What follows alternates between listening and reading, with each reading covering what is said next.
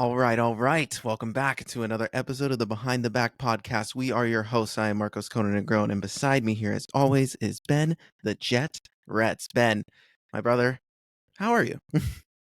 I don't know. I really don't know. Our teams are struggling, and this is supposed to be a podcast full of contenders, and we might be pretenders. Yeah, honestly, with the way the season's trending, who knows anymore? And that's a scary reality to live in. But we can tune out the negativity from football with all this playoff baseball, basketball starting, Kings preseasons tonight. A lot of good things around to help us with this negative energy we feel. Um, but we have to talk about it. We have to let the negative energy out. And I know you have plenty to get through. So we're going to talk Niners and what happened this past weekend and moving into the preview for tomorrow's game. And then we'll talk Eagles as they are back from the bye, check in on the Chargers, and make our weekly picks. So, Ben, let's talk about it. The Niners had to play in a scorching temperature like weather, 95 over 100 degrees on the field, hottest game in Levi's history. Um, let's talk about it. What happened? What happened, dude? I would love to just come on here and rattle off every single reason why the 49ers lost this game. But for me, it like I did my post game, right, that we've been doing, and I've loved doing those. It's been great to kind of vent there and get my emotions out so I don't take it out on a wall or anything, right? But I I started thinking about it this week as as we got into the week. I'm like, what are the Niners doing that they're losing these games? Not just the Cardinals game, but all these games in general. It was weird to me that all these games you've had a 10+ point lead and you can't finish the game. Mm-hmm. So I will start by obviously talking a little bit about that Cardinals game. Um, we lost Jake Moody, and that was rough because right now the 49ers are one of the worst red zone offenses in the league. And I can't actually believe that I'm saying that. Right. So to lose a kicker in Jake Moody like that, who went 6 for 6 to start the year in week one and has been honestly on top of his game, aside from one really long field goal that you wish would have gone in, but it didn't go in. He's been on point. And so to lose him when he's really been the MVP when it comes to the red zone and putting points up within that 20-yard, it's rough. I will say that the Niners did sign veteran kicker Matthew Wright. He was an undrafted kicker in 2019 out of UCF. He played for the Steelers, the Jags, the Chiefs, and the Panthers. He's a decent kicker. In 24 games through his career, his stats look like 40 of 47 on field goals and 35 of 37 on extra points. So he's pretty dependable. He's somebody you can rely on, and that's somebody that the Niners need. Now, before I get into, because I'm about to vent here, okay, I'm gonna get this off my chest because something is really bothering me. But before I get into that, I mean, what was your takeaway from the game? Was there anything that stood out to you? Was what bothered you about it?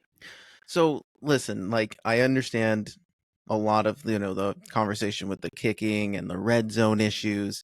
Um, And, honestly, I think overall it wasn't Purdy's best game, but I also think one trend that I noticed from him in this particular game was he was doing a lot of hero ball. And I think that there was times where I'm like, dude, get the yards, check it down, get the yards, take whatever you can get given the circumstances they were under. But I mean, dude, watching that game, I told you guys, I was in our text thread, the Niners were in control all game. And to just see it kind of slip away, especially when you had the blocked special teams play where they got the Diamonor Lador got the touchdown and Nicky Bosa interception, things were going well. And then in the second half, it just the focus was gone and it fell apart. I think for me, the defense needed to be a little bit better too, and that's the part that kind of scared me. And again, I don't know how much of losing Jake, you need to go for it on a 4th and 23. Those kind of things change the course of a game. So I don't want to discount the Moody thing as, not a thing, but there was a lot of like bad things that happened all in that second half, and plus the missed opportunities when you had Jake Moody. Um, I don't know, dude. It just didn't seem Niners-esque, and it was uncharacteristic. It was weird. Yeah, and you're 100% spot on. It's a great analysis because that's everything that I've been feeling and seeing too. Um, and look, it really all boils down to this. Okay, the the mistakes you're making on defense with these growing pains with Nick Sorensen and with Brandon Staley in the back end of things, the mistakes that are being made there wouldn't be talked about and highlighted as much as they are now if the 49ers offense, who has been together for years now, who's been clicking together for years now, who has been going on this run for the better part of 4 or 5 years, would actually be ending drives the way they should be. And this leads me to my segment. I need to vent. So, Marcos, my question to the world right now is, how can a team, an offense that is loaded, full of stars, you got Deebo Samuel, you've got Brandon Ayuk, you've got George Kittle, Brock Purdy, Jordan Mason, who has honestly proved his own, Jawan Jennings, who's having an insane breakout year, and then Kyle Shanahan, who most people in the league and fans in the league will say is one of the best offensive minds the game has seen in years. How can a team full of all those guys come up short of the end zone as often as they do? You have so many opportunities to punch the ball into the end zone, and you're coming up short time in and time out. And it's atrocious. This team is second in the NFL in total offensive yards right now, but only 10 offensive touchdowns on the year, 4 rushing and 6 passing. That doesn't add up. There's something wrong here. So that's my segment of the week right there. And on that note, obviously the discussion now, I'm going to give a little bit of a presentation. Okay. I'm going to calm down and I'm going to talk to you for a second here before I get into this presentation. So Okay. I did a lot of research this week. I went back and I actually watched every drive that went to the red zone so far this year. I rewatched all those drives, every single drive from week 1 to week 5. Love that. And then on top of that, I was using a website rather, called Pro Football Reference. And this is a great website for stats. You can pull up all sorts of stats and reports and you can export them. It's a great website. And I was comparing statistics from last year to this year just regarding the red zone, because what I'm about to dive into is the red zone, because I'm trying to figure out what is going on with the 49ers red zone problems. Because the reality of everything is, and I alluded to it previously, is none of what's going on would be an issue if you could punch the ball in 15% more of the time. Right. This team right now is third worst in the league in terms of percentage punching the ball in the end zone inside of the red zone. And that's atrocious. Like, you are not going to win a lot of games doing that, especially with how loaded teams are right now, especially this year and the way things are going. So on that note, I went into this exercise with 2 big questions to ultimately get me to what I wanted to call my hypothesis. Okay. So my first question was, where do the Niners rank in terms of red zone scoring attempts per game? And then the second question is, what are the differences in attempts between the pass and rush for the 49ers inside of the red zone? Okay. Meaning, what does it look like? How many times have we rushed in the red zone, and how many times have we passed? And how does that compare to last year? So the answer to question 1, where do the Niners rank in terms of red zone scoring attempts? Well, they're third by average, and second only to the Commanders and the Lions, in terms of total attempts. So they're getting to the red zone a ton, and that should be a recipe for winning football, right? Like, to be able to advance the ball down the field, rack up yards, and beat down your opponent. We're also doing awesome in terms of time of possession. And then you're wearing these defenses, but then you get to the red zone, you should be able to be punching it in. So they're third by average, second by total attempts. Now, this is where it gets interesting. Okay, so I broke this exercise up. So obviously the red zone is 20 yards and in, right? Into the end zone. So I broke this up by inside the 20 statistics, inside the 10, and inside the 5. So I'm going to start with the rushing game. All of this is done through Jordan Mason and his stats right now. I haven't taken into account the other ones because, well, for one, I don't think that there's been many running backs other than Jordan Mason who have done anything for the 49ers this year. And aside from that, it's already seeming kind of unlikely that Kyle would use Jordan Mason in the red zone. So let me show you why.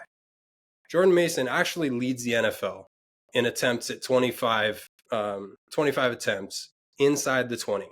Okay, so inside the 20, the second you get in there, he leads the NFL. He's getting 25 of them. Inside the 10, Jordan Mason is second in the NFL in attempts at 14. It's only one less than Kyron Williams, who's at number 1. Inside the 5, Jordan Mason is tied for the 9th most in the NFL at 5. Now, they also haven't gotten into the 5-yard zone as many times as some of the other teams who are above him. So that is definitely a factor. But to shift now to the pass, so regarding Brock Purdy, same thing. Inside the 20, inside the 10, and inside the 5. Okay. Inside the 20, Brock is 17 of 30 for 5 touchdowns, 0 interceptions. So recall real quickly, Jordan Mason has 25 attempts inside the 20. Brock Purdy has 30. So we're throwing the ball more than we're running the ball inside the 20. Interesting.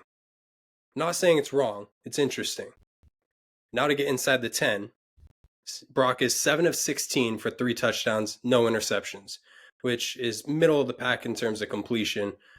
Same with inside the 20. And by the way, going back to inside the 20, I apologize. Inside the 20, throwing the ball, Brock leads the NFL in attempts with that 30 number. So he's throwing the ball a boatload inside the 20 when the red zone starts. Inside the 5, he hasn't thrown the ball at all, which I expect, right? Mm-hmm. So this is interesting because I looked at last year's stats and I compared them to what, the trajectory we're on this year. It's the exact same. Oh, really? Brock led his team in passing inside of the red zone. And Christian McCaffrey was a little bit behind him, but he's behind him. Brock had more touchdowns in the red zone than Christian McCaffrey did. And he had more attempts. It's so interesting to me because when I started this exercise, I expected it to be the other way around. Because I'm like, well, it's simple. Kyle's systems are based off of the running back. It's based off the running game. So it would make sense that the only logical answer is and that I'm going to find is that Jordan Mason hasn't been used enough. It's not the case. It's last year the Niners were number 1 in the NFL in the red zone percentage, and they're on the same trajectory. So I'm going to wrap this up with my hypothesis. Okay. Kyle Shanahan has not been in his bag like he was last year.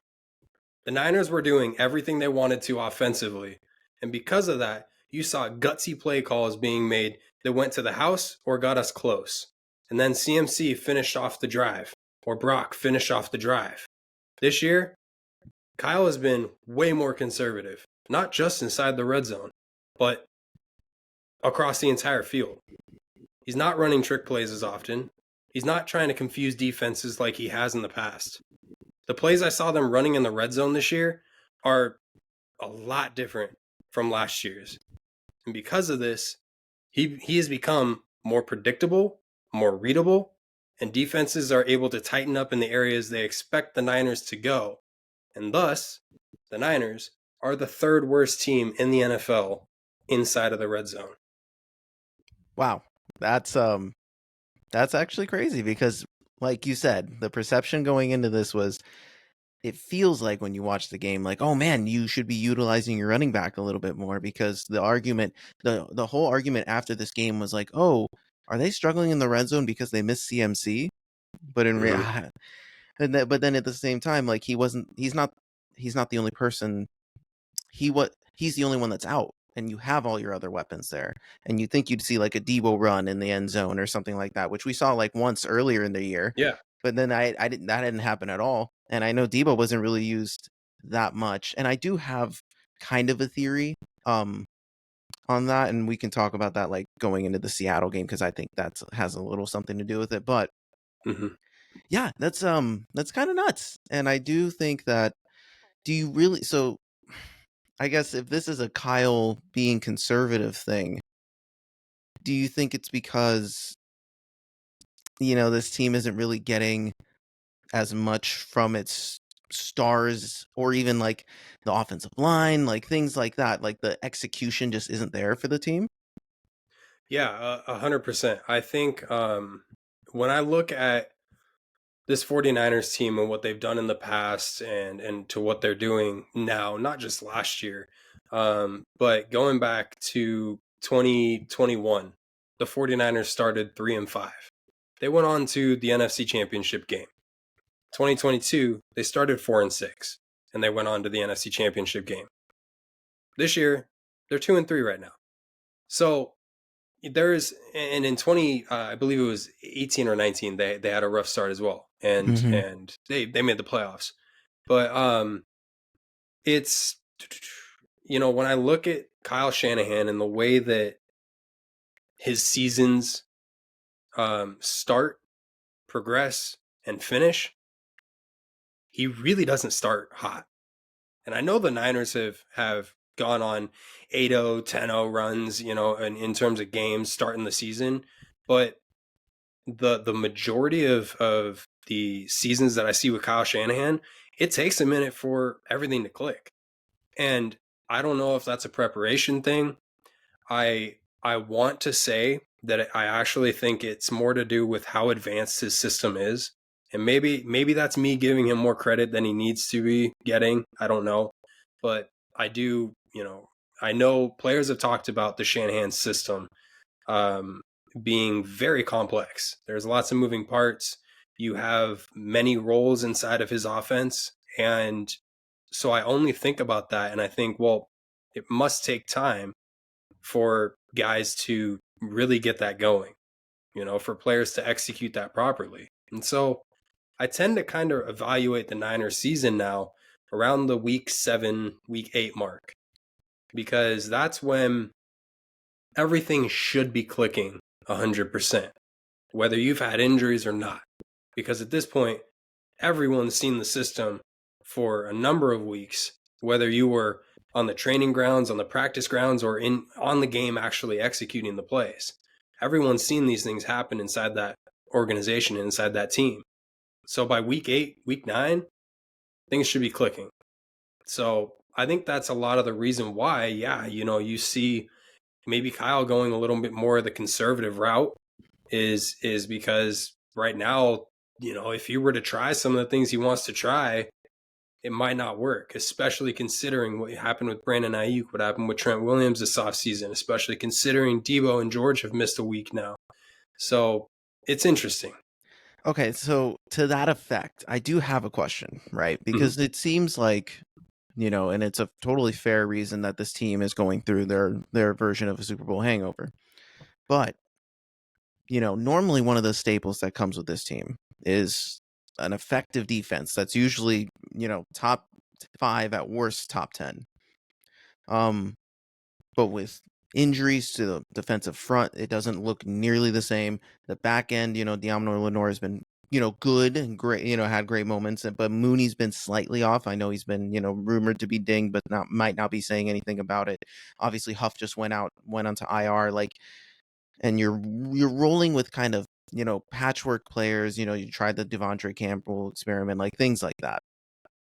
So that poses the question, like, I know that he's going off, this team's going off to a slow start, but like, how good is this team really with injuries? And it doesn't even look like they're like, the way they're losing these games are very, like, it's, I don't know how to describe it. It's almost like kind of the vibe I get from the Eagles, where like it's sloppy, extremely uncharacteristic.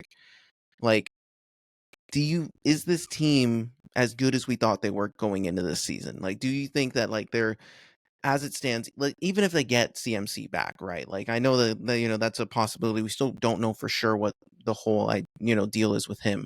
But like, is this team really as good as we think they are? Like, are they a 13-win team? Are they a Super Bowl contender? Or are they more of like 9-8, 10-7, but can still win this kind of, weaker NFC West, that people didn't think were going to be, in this position? Because the Niners aren't out of it, but like, it just begs the question, because they don't look nearly as good even when they're playing bad. Because even when they played bad last year, they still looked good, except for the games where they looked absolutely awful. But they either beat teams by 10, or then they got walloped for like no reason for a bad game. But now I'm seeing kind of it's pulling more in the negative direction. So I don't know if you have a take on that. Yeah, the honest, straight up answer is this team isn't what they were last year. Right now, can they get back to that point? That's to be seen, right? If I had to guess, no. But I also said at one point, earlier this season, or before the season started, I don't remember the exact timeline that I said it, but I did say that this 49ers team doesn't need to be as good as they were last year to get back to the Super Bowl, because you have a bunch of guys up and down the roster who have done the dance. They've done the regular season dance a bunch of times, right? That's Mm-hmm. one thing, but they've also done that playoff run dance. So these dudes know what it takes to get back to a Super Bowl. And that's what I'm banking on, right? As it stands right now, this team is mid. It's simple as that. And it comes down to a lack of concentration. If we're not talking about the red zone and we take that out of the picture, right? It comes down to concentration, execution, and devotion to preparation before games. And Matt Mayoko, he actually he had a interview with somebody, and I apologize, I'm forgetting who said this, but he asked him, like, what's going on with these defensive woes right now, basically. Is it a lack of preparation? And whoever he asked, they responded with, well, everything that we prep for, everything we watch on tape, everything that we anticipate a team running against us, we have on lock. But it's the stuff that teams are running that we haven't seen yet, that we haven't planned for and prepped, that we're getting burned on. And so, from some people's standpoints, it's like, well, that's not a preparation thing. That's just, the players not being, as good as they need to be. Well, no, it's absolutely a preparation thing, because as a defensive coordinator, you are not going to know every single thing that an offense against you is going to run. And so you have to have your guys knowledgeable enough to recognize something going on that is outside the norm and how to shut that down. And that's where the 49ers are giving up these 97 yards to Justin Jefferson and massive bombs downfield and lacks of concentration with a minute 40 left against Matt Stafford and some Best Buy workers. Like, it's it's the impromptu sudden change up in offense that is getting the 49ers right now. And I think that's one of the areas, like, the preparation defensively needs to improve. I mean, there's in the last 2 weeks, dude, there's been 29 missed tackles. Yeah, Like, that's bad. that's terrible. And mind you, you're playing against one of the best tackle shedding running backs last week that the league has seen in a bit. But James Conner isn't great, He's good at shedding tackles, but he normally sheds 4 tackles and only gets like 6 yards. But you allowed him to run all over you in the second half and just get his way with you. And that was what took over that game. So it's things like that. It's preparations, it's executions. I feel like this team could be overlooking a week to week basis because their ultimate goal is to get back to the Super Bowl. They could care less what happens in the regular season, which sucks because you absolutely have to care what happens in the regular season if you want to give yourself a chance and the best chance to get back to the bowl. Okay, so let me ask you this then, because you're right. The Niners, in theory, could, again, given the state of the NFC West right now, with tomorrow's game being the most important. The Niners are 0-2 in their division. They're 0-3 against the NFC in general, so they're losing tiebreakers here. But if you win the division at 10-7, 9-8, 11-6, if you could still win that and then get into the dance, I don't think there's a lot of people that says, "Oh yeah, I'm totally down to play the Niners." Like, I'm not worried about that at all once you get to the playoffs. Let me ask you this, because you asked me this last week, when it came to the Eagles' upcoming schedule being a little bit cookie cutter and, seeing that as a chance to get momentum, right? You guys are kind of in the opposite situation here. So I'm going to ask you kind of a twofold question here, but I'm going to start with, you have Seahawks tomorrow, Kansas City coming off of a bye. Now, I understand you have a mini bye, but Kansas City has a bye. And then Dallas before you enter your bye week, which could not be coming soon enough, I'm assuming, for Niners fans.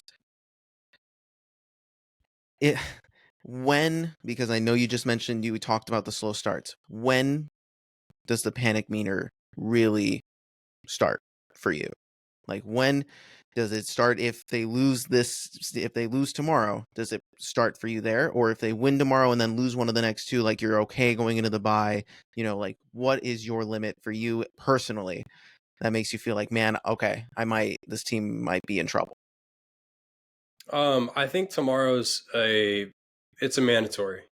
Must win. And yeah, if you don't win tomorrow, things are going to get really panicky quick. So to put on like a meter perspective, 0 out of 100, if we lose tomorrow, I would put my panic meter. It's currently at 0, believe it or not, but I would put my panic meter at like probably a 65 because, like you said, that schedule gets tough.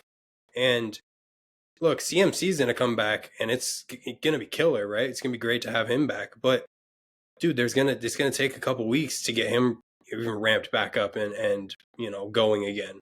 He's not going to see 30 attempts a game, right? Right. Right. And so I think, yeah, that panic meter will definitely start sounding a little bit with a loss to the Seahawks, especially considering then you've lost to every single one of your division rivals to start. And I'm already looking at, if they say turn it around and go on a run, well, you're going to start losing tiebreakers because so far against the NFC, you've been terrible this year. So the tiebreakers are kind of out of the question. Yeah. So it's yeah, the panic meter would definitely start kicking in for sure. Okay. Yeah, and I mean, that would make sense because, like, in theory, if you lose tomorrow, then you're set up for 2-4, with potentially staring 2-6 in the face going into the bye week, and that's just hard to come back from. So okay, so do you have anything else from the Cardinals game before we press on here to the Seahawks game and what we need to see? No, here? let's just press on. Perfect. So they play the Seahawks tomorrow on the road. The Seahawks have their own set of issues. Like, they obviously just lost to the Giants, which was bad for the Eagles, huge for you. But what do you need to see? Like, the Seahawks are banged up.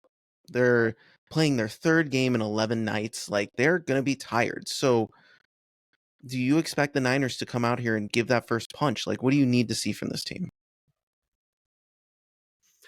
I need to see him come out and get that first punch. I mean, you're in Seattle. If you start with the ball and you 3 and out and give that stadium any breath of air to start the game, it's gonna be a tough place to win. So, Kittle and Warner, they're good to go. We got Kittle and Freddie. As in terms of who's going to be out, Flanagan Fowles is going to be out. Jordan Elliott, obviously Jake Moody, and Charvarius Ward is questionable.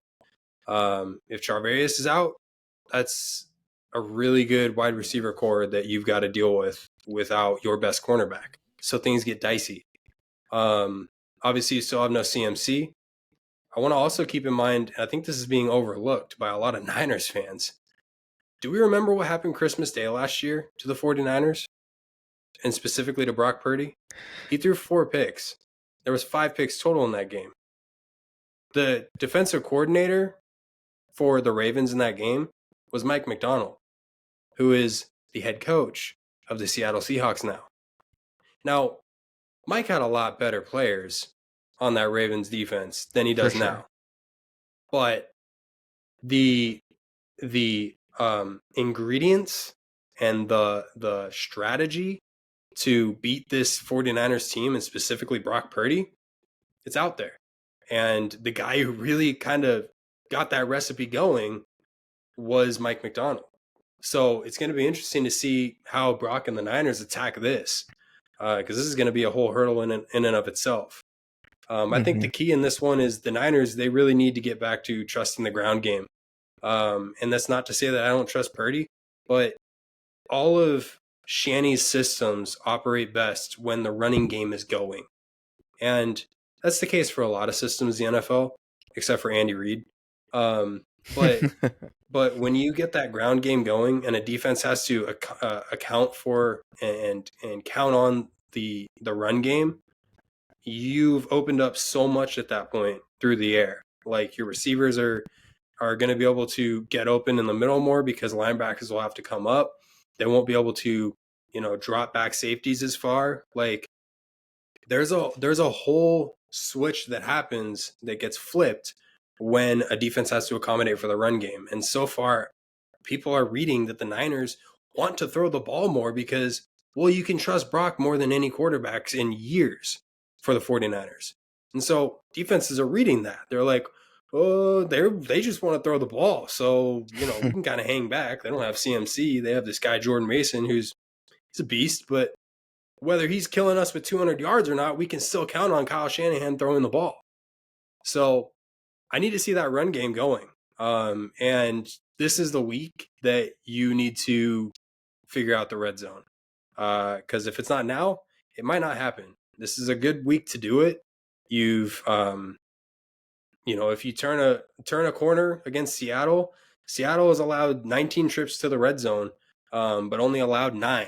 So if you turn a corner against the Seattle team, you've probably turned a corner for the rest of the season at that point, because there's something that you've figured out. So I think those are like my keys to this game if I want the Niners to win. And I think to add to the whole point of like using the ground game more, I think when we think about Thursday night football, these games, on short rest, the playbook's a little bit more simplified. And I think and so I'm going to play devil's advocate because I listened to someone who isn't the most popular person amongst San Fran beat writers, and that's Grant Cohn.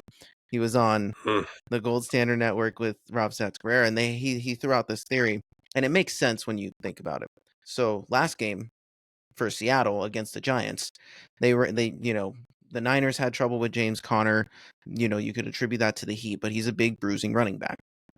The Seahawks also have a big bruising running back in Kenneth Walker. They only ran the ball with Kenneth Walker 5 times against the Giants total. So he's as fresh as he can be coming off of short rest. And obviously Jordan Mason only ran the ball 14 times. And I wonder he offered up this idea that maybe part of the reason Kyle was maybe being a little bit too cute at times in the Cardinals game was that maybe he knew, like, hey, I just want my guys as fresh as I can for Thursday and just really just go back to what we do best, which is, ground and pound the ball without overloading Jordan Mason with 25 carries against the Cardinals and then coming back with 25 against the Seahawks. Because when we're watching the Niners, he is favoring Mason significantly more than anyone else. You're rarely seeing him get breaks. Garendo's getting a little bit more carries, but I mean, outside of that, you're not really seeing anyone else run the ball for the Niners. So I I thought that was an interesting take, and I do anticipate that, Jordan's going to get his fill, especially now that the Seahawks lost Nuosu to an injury, and he's their best defensive, front man. So that's going to be huge. Yeah, it's a And big loss. this Seahawks team is capable of, really running up the score if they're needing to. Geno has shown the ability to step up, but whoever can control the time of possession in this game, like you said, whoever can establish the ground game first is going to be huge. So this is a huge test, not just for your red zone offense, but I think it's a huge test for this defense that needs to step up, against a guy who could give them trouble if, they are not secure with their tackles. So this is going to be an interesting game. This is a must win. Like, it's for a vibes perspective, a division perspective, because if the Niners win, you're back to being number one in the division somehow. Given all this Mm-hmm. negativity that's happened, you guys still have the chance to be first in the division. So it's like, this game's huge. That's all I can say about that. Yeah, and I have full faith based on, I mean, all the interviews that I've heard this week with all the players, from both sides of the football, the coaching staff. They understand the weight of this game. You've at this point dug yourself into a hole, not just in your record across the league, but specifically in your division. And this is a massive game. If you lose this, you've lost to all of your division opponents to this point. And making the playoffs just gets that much tougher.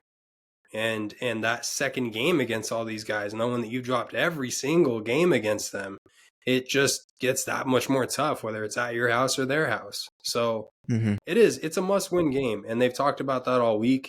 It's an interesting point that Grant made.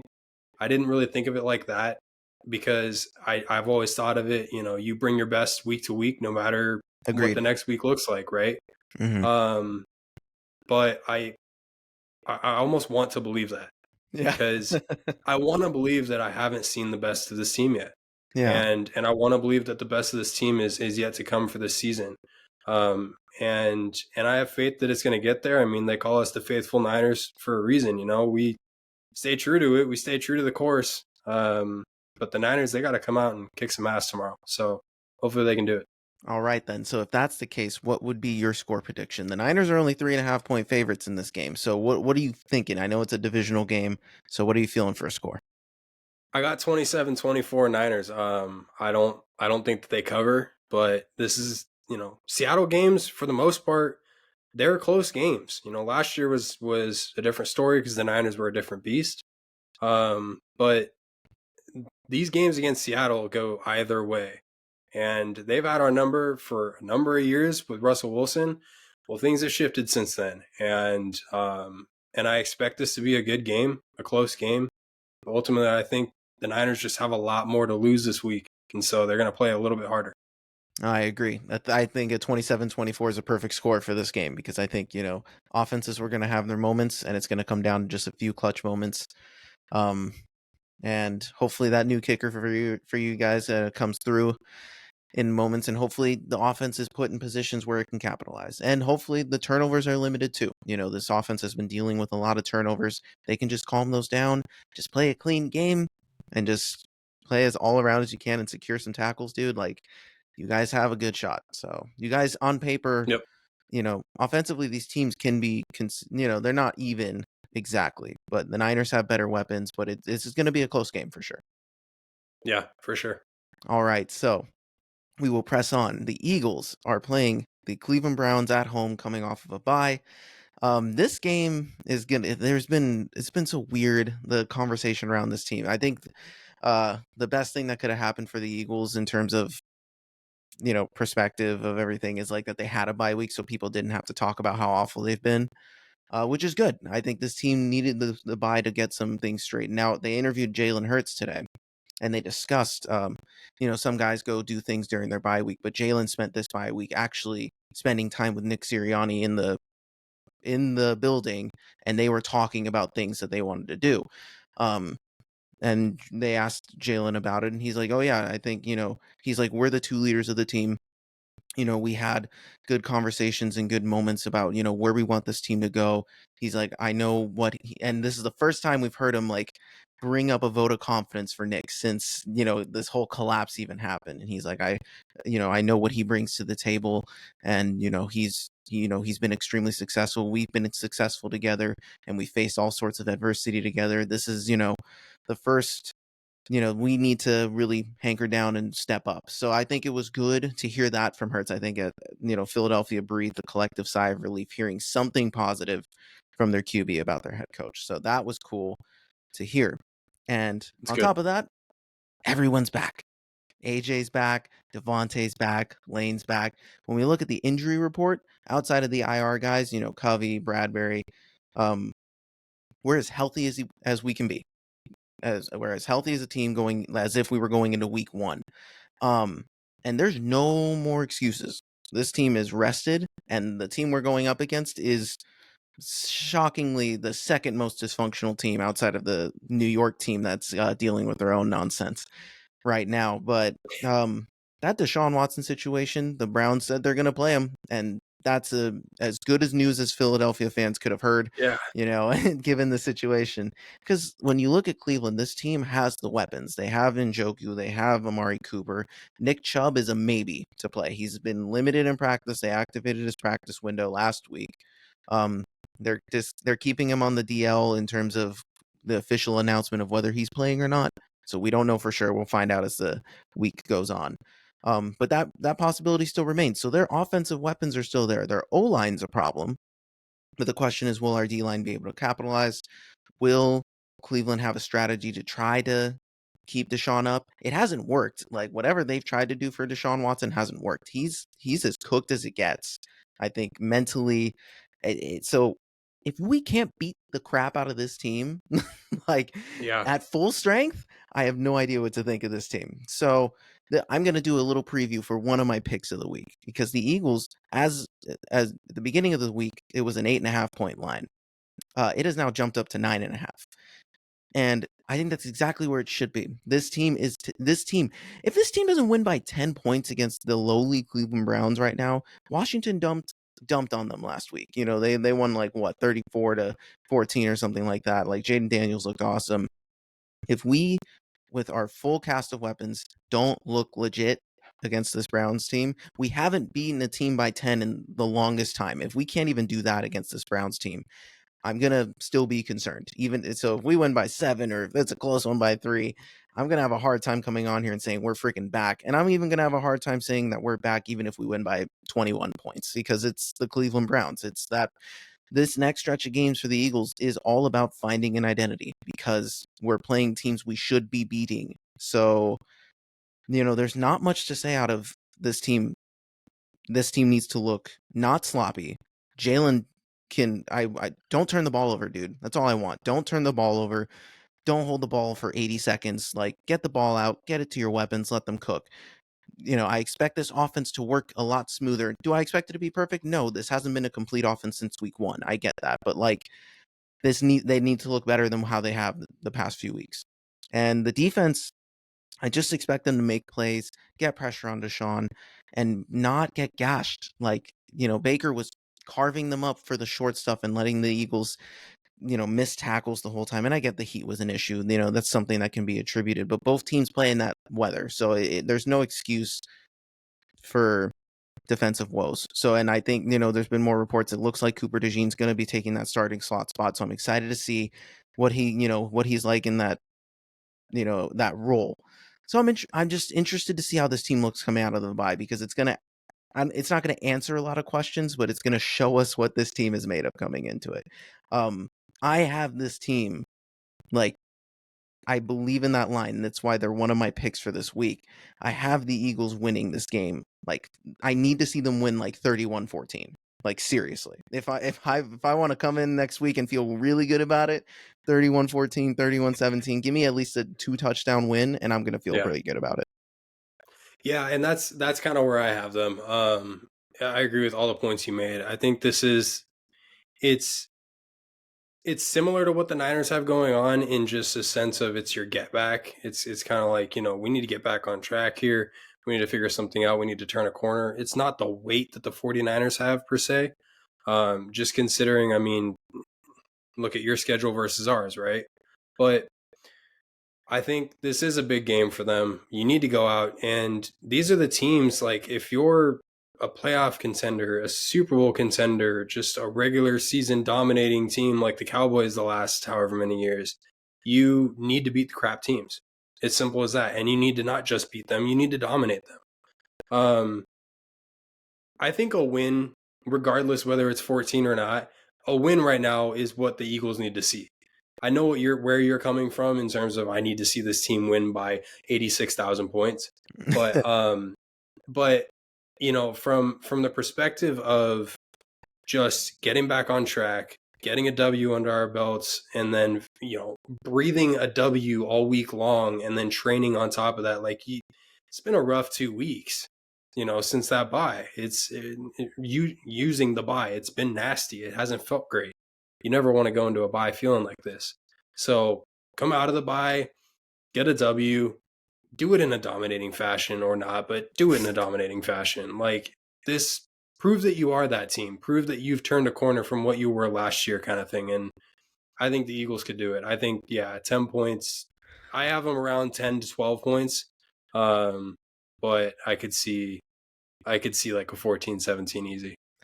You know, the thing that, I didn't really mention and didn't really allude to because I believe in this team so much, but there is a legitimate conversation to be had that given the Jets and the Robert Saleh firing of it all, Nick Sirianni and Dan Campbell are the only coaches from the 2021 class still employed by their teams.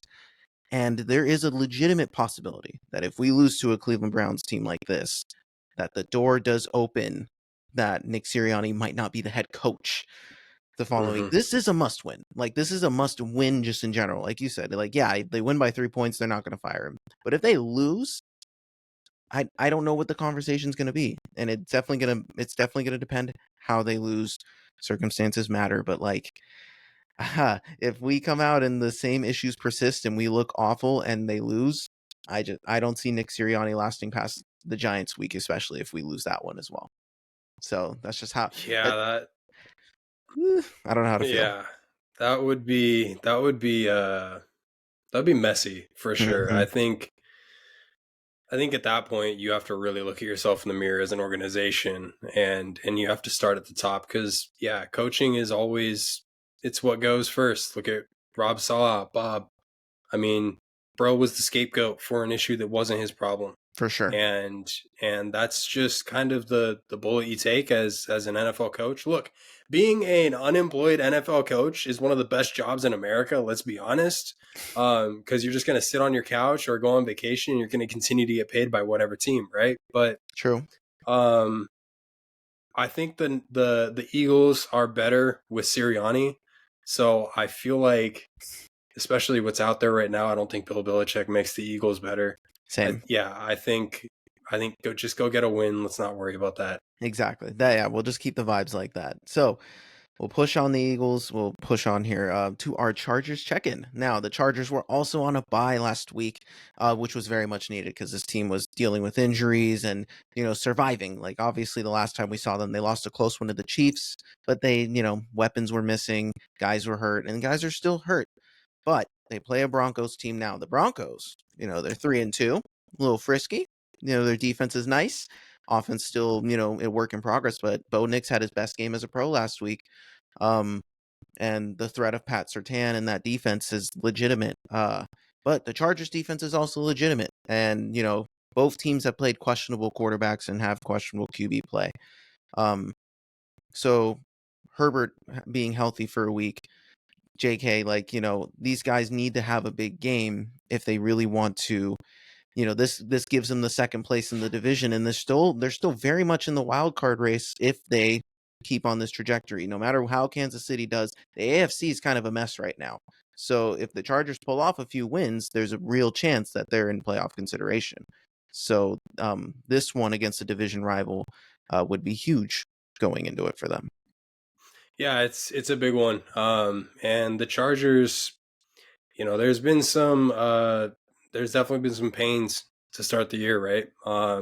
But one of the bright spots has been that defense, and I think you need to have a showing against this Broncos team and just honestly play the best defense you can, And I'm not saying that the Broncos are the best offense, but right now, offensively, the Chargers are still trying to figure things out. And it's, for kind of obvious reasons, but ultimately the defense is going to be what needs to really start this game off, especially if you can get some takeaways, set your offense up in a good spot. I think the Chargers could go on to win this game if the defense just plays their role really well. Exactly. Yeah, no, I agree. Their defense, if they can, that's going to be their bread and butter. They have to consistently win in the ground, and they have to execute defensively if they want to keep their game afloat, because they just don't have the weapons to really keep up with high-powered offenses.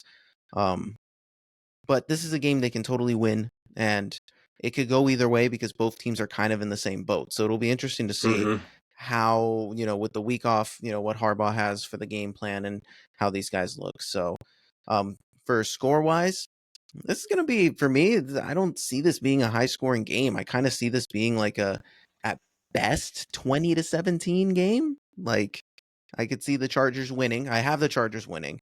But I don't think it's going to be that low. But then again, it depends on how these defenses go because they've been really awesome this year. So I'm not sure, but I'm going to say 2017 Chargers on this one. So I like the 3-point game that you have there, but I have 17-14 Chargers because it's like you said, it's going to be a lower scoring. I wouldn't be surprised if there's 20 in there, especially if the Chargers do what they need to do, like I said, and get some takeaways.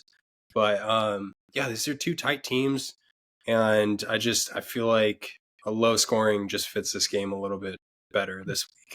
No, for sure. All right, so we will press on to our betting picks of the week. Now, Ben, I got a head start with mine and revealed that the Eagles were my first pick for this week, as they should dominate the Browns. What is your first pick of the week? So I got Tampa Bay at the Saints. Tampa Bay are 2.5-point favorites. And I'm going to be honest, the Saints without Derek Carr, they announced their quarterback. I'm blanking on his name. Spencer Rattler. But thank you. And yeah. I don't think that that's going to be the same Saints team that we've seen so far this year. And even that, I don't know, even with Derek Carr, that they would beat Tampa Bay right now. So Tampa Bay at 2.5, I think they're going to win by, at the very least, a field goal. No, that's a great pick. Okay, so my second pick, I refuse to get off this train, and it's not in the AFC, it's in the NFC. Frisky Cardinals. 5-point dogs on the road against the Packers. And I would not be surprised. Listen, this defense, say what they want about them. Like Jordan Love, Josh Jacobs, I believe, they'll put up points.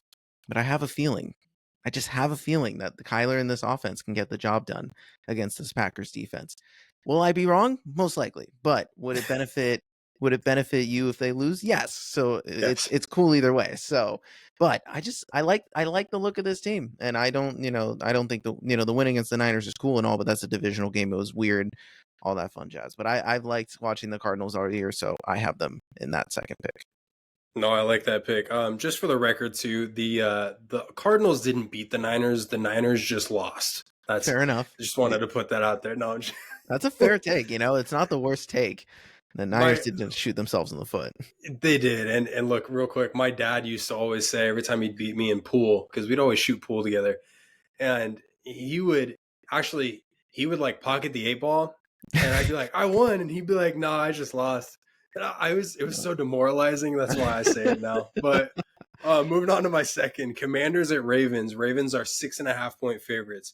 Honestly, I really like what the Commanders are doing right now. And I think they're surprising a lot of teams offensively, and even their defense is kind of showing up at times. I think 6.5 points, that's essentially a touchdown. I think that the Commanders are going to cover that. I think that they're inside the 3-point range, somewhere in there.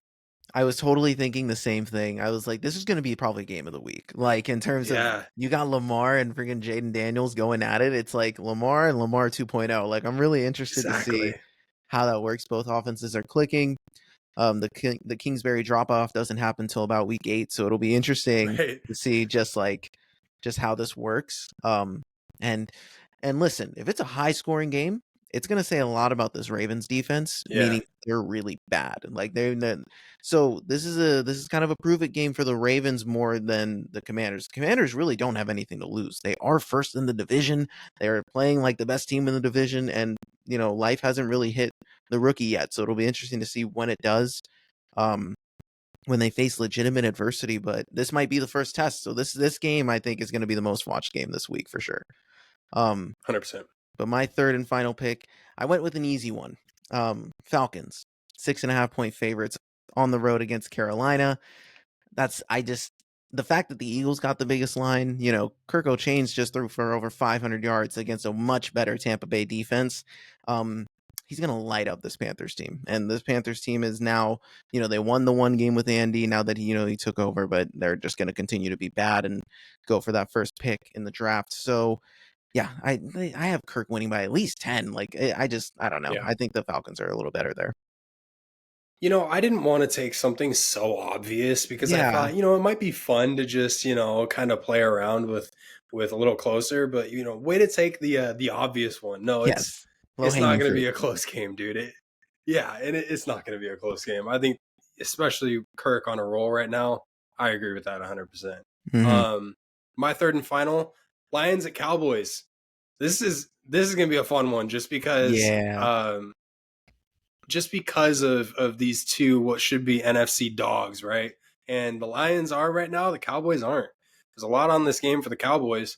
That win last week, not convincing. Nah, And currently the Lions fluffy. are 3.5 point favorites. And honestly, I think the Lions are gonna win this by at least a touchdown because this Cowboys team is not it right now. It's really not that. It's just not convincing. None of their wins have been really that convincing for me, and their losses have been big red flags. It's similar to the Niners. So, yeah, Lions are probably going to win this one by at least a touchdown. And given the way that Lions Cowboys game ended last year in Dallas with the whole not Mm-hmm. checking in properly and them getting screwed over, Dan Campbell going for it twice, like all that nonsense. I think the Lions are definitely going to come in here with a little bit more urgency, especially coming off of a bye and with that tough game that the Cowboys ended up stealing from the Steelers. They got very fortunate that Dak fell on the ball. Good play by him, but he also threw 3 picks. Like he's not playing his best ball. So Aiden Hutchinson might game wreck this game for him, and it'll be interesting to see what happens for sure. That's a great pick. I love that. Yes, sir. All right. Any final thoughts before we head out here, my dude? Just can our teams win this week so we can have a good pod, not just a Together, post dude. game, but a good episode together, please. Please, that would be great. And you guys, I'm gonna be very nervous if you guys don't set the tone tomorrow. I'm gonna be nervous all the way through Sunday, dude. So you guys got to get it done. Um, Final thoughts. I actually had just a couple. Playoff baseball, freaking awesome, dude. Yeah. Like watching some of these games, like that Padres Dodgers game last night was insane. And the I just watched some of the Phillies and the Mets, and I saw the Lindor grand slam. I was like, this is unfair. Fernando Tatis is awesome. Aaron, the Yankees somehow stole that game against KC, and KC was looking like the better team all game. But yeah, it's been playoff baseball is exciting, dude. I could watch it forever. Like it's actually a lot of fun to check out. Yeah, I was watching it last night and I told my girlfriend like I will not watch regular season baseball, not one bit. I will kind of keep up with it, but mind you, I'm an A's fan, so life's been really depressing for a number of years. But yeah, playoff baseball, dude, is just a different beast, and it's so much fun just to see the atmosphere, to feel that atmosphere, like just even through the TV. And like the announcers, I was watching that Padres game last night, and they were like, "We wish you were here as fans at home because the atmosphere just looked insane, and I can only imagine being a part of something like that." So Mhm. yeah, it's just playoff baseball is awesome, man. For sure. And for those out there, and this is more of a real life thing, for those out there who are in, the East Coast and dealing with all that hurricane nonsense, Hurricane Milton arriving in Florida, I know it's causing a lot of issues. I got some family out there. I hope everybody stays safe. And for those who evacuated, hopefully everything you come back to, your home and everything's all good and that everyone stays safe and protected. But best wishes out there. It's tough to see, and it's tough to back to back the way they got hit. So for all that destruction out there, I hope it's I know it's going to be brutal. So I hope the spirits can be high once this is all said and done. Yeah, stay as safe as you guys can. We'll be hoping and praying for you guys for sure. For sure. All right. Well, let's end this episode on a fun note. This was episode 60, my dude, of the Behind the Back podcast. You can hit us up at behindthebackpod13@gmail.com. Hit us up on any of our social medias that are located up above. For you audio listeners, all the links to the descriptions are down below. Please give us a like, subscribe, comment, rate, review the show, all that fun jazz. We love interacting with you guys and hearing all the feedback we hear, whether it's positive or trolling on our teams. We love it anyway because we'll duke it out with you any day of the week. Best time of the year. All sports are going. It's about to get crazy. So we're ready to kick it off. So I am Marcos Conan-Negron. Beside me here, as always, is Benny the Jet. All right, y'all. We love you. We will talk to you next week. Peace. Peace.